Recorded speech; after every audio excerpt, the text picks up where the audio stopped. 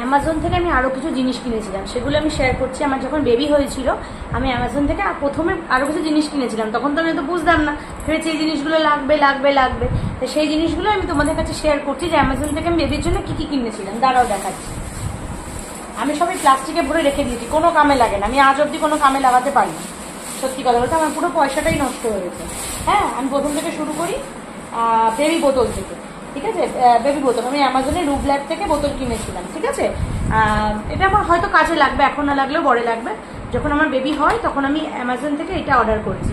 এই যে দুটো কালারের বেবি বোতল।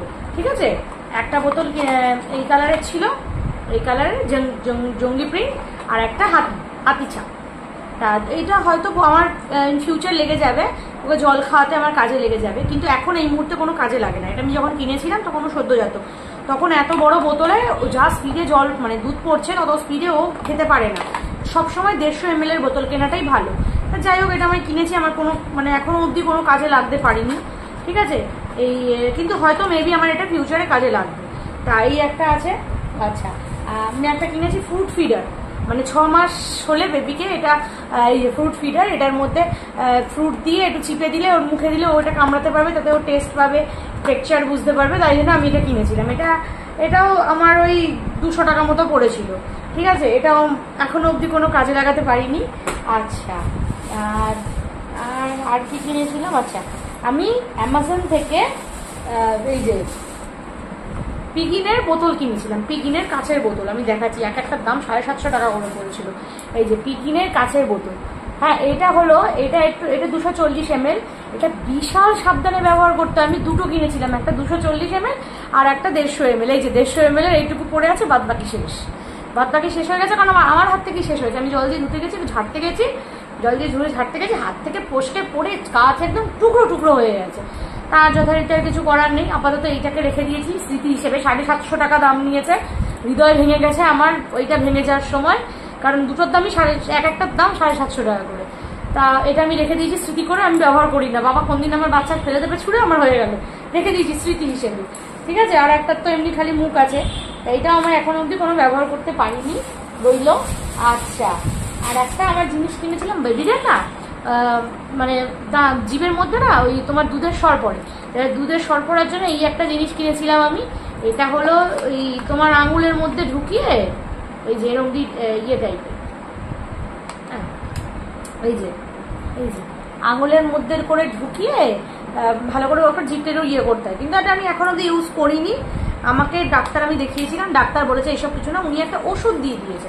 ওষুধটা 4 ফোঁটা জিভের মধ্যে এই নর্মাল আমার হাত ভালো করে পরিষ্কার করে দিয়ে দিলে ওটা উঠে যায়। তার মানে এটাও আমার কোনো কামে লাগলো না। আচ্ছা, আমি আরও একটা কিনেছিলাম লুব ল্যাপের, ওই জিভ পরিষ্কার করার, ওটা আমি কিনেছিলাম, ওটাও দাম 500 টাকা মতো পড়েছিল। হ্যাঁ, ওটাও আমার কোনো কাজে লাগিয়ে যায়। এটা কিনেছিলাম যেটা বললাম জিভ চষার জন্য।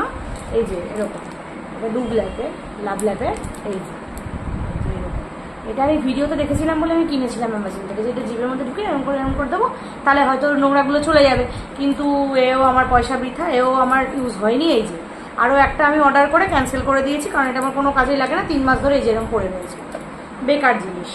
মানে যদি ওষুধ না লাগাতে হয় তাহলে ইউজ করে। এটারও কিন্তু ভালোই দাম, এটা 540 টাকা দাম গেল।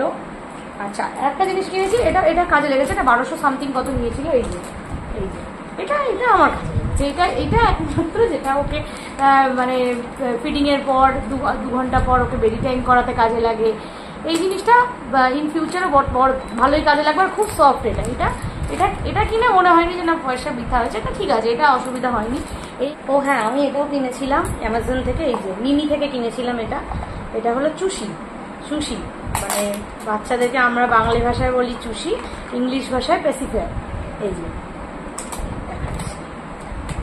এই যে এও আমার কোনো কাজে লাগেনি, আমি দুটো নিয়েছি, আমি লাগাইনি কাজে। কারণ কি, অনেকে বলছে যে প্যাসিফায়ার ইউজ করলে, চুষি ইউজ করলে নাকি বাচ্চা অনেক দেরিতে কথা বলতে শেখে, তাই জন্য আমি এটা কোনোদিনও ওকে দিইনি।